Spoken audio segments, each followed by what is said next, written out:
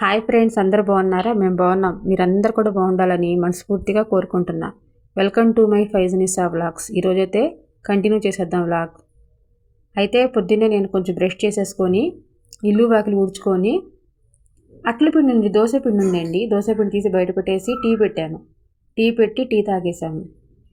టిఫిన్కి రెడీ చేద్దాంలే అనేసి కొంచెం పల్లి చట్నీ తెలిసిందే కదా, పల్లి చట్నీ అయితే చేసుకొని పక్కన పెట్టాను. ఇంకా దోశలు వేసి ఇచ్చాను.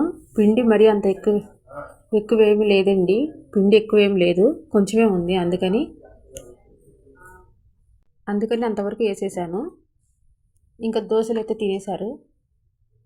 తినేసి కొంచెం ఉప్మా రవ్వ ఉంది, అది నా అంతవరకన్నా చేసుకుందాంలే అని వీళ్ళంతవరకు వేసి ఇచ్చాను అనమాట. ఇంట్లో వాళ్ళంతవరకు వేసి ఇచ్చేసాను. ఇంకా నేనైతే ఉప్మా చేసుకోవాలి కొంచెం.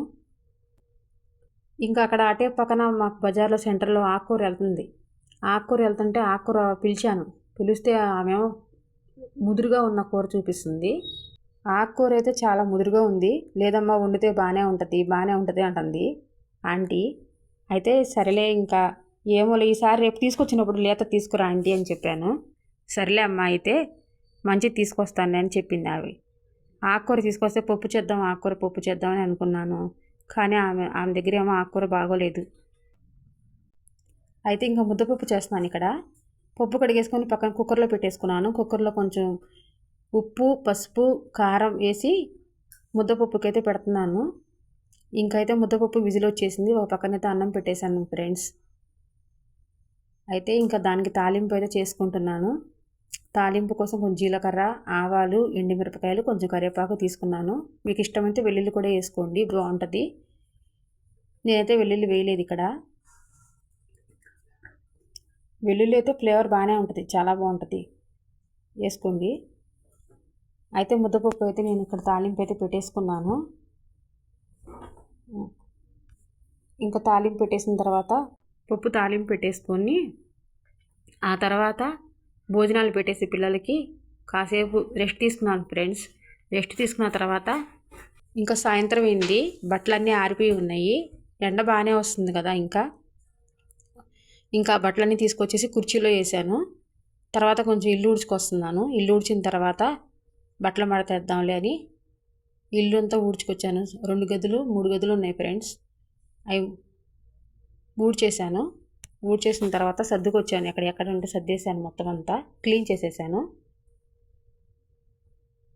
అయితే ఈ వీడియోలో మీకు ఒక చిన్నది చెప్తాను, చిట్కా లాగా ఉంటుంది. ఉపయోగమైతే ఉపయోగించండి. నేను మాత్రం అప్పుడప్పుడు వాడతానులేండి, రోజువారీ అయితే చేయనట్లా. ముందు బియ్యం కడుగుతాం కదా మనం. బియ్యం కడిగినప్పుడు ఒక 15 నిమిషాలు ముందు నానబెట్టుకొని పక్కన పెట్టుకోవాలి. తర్వాత ఏమో అన్నం ఉడికినప్పుడు ఒక నిమ్మకాయ 3-2 డ్రాప్స్ వేసుకుంటే దాంట్లో తెల్లగా ఉంటుంది అన్నం, పొడి పొడిలాడుతూ ఉంటుంది. మీకు కూడా యూజ్ అవుద్దని చెప్తున్నాను. ఈ చిట్కా మీకు తెలిసినట్టయితే నాకైతే కామెంట్ సెక్షన్లో కామెంట్ చేసి చెప్పండి.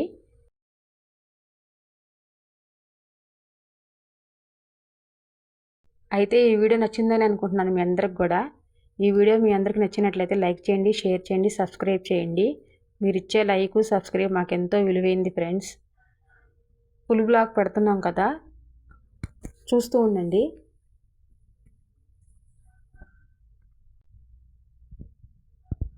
బట్టలన్నీ మడత పెడుతున్నాను ఇక్కడ.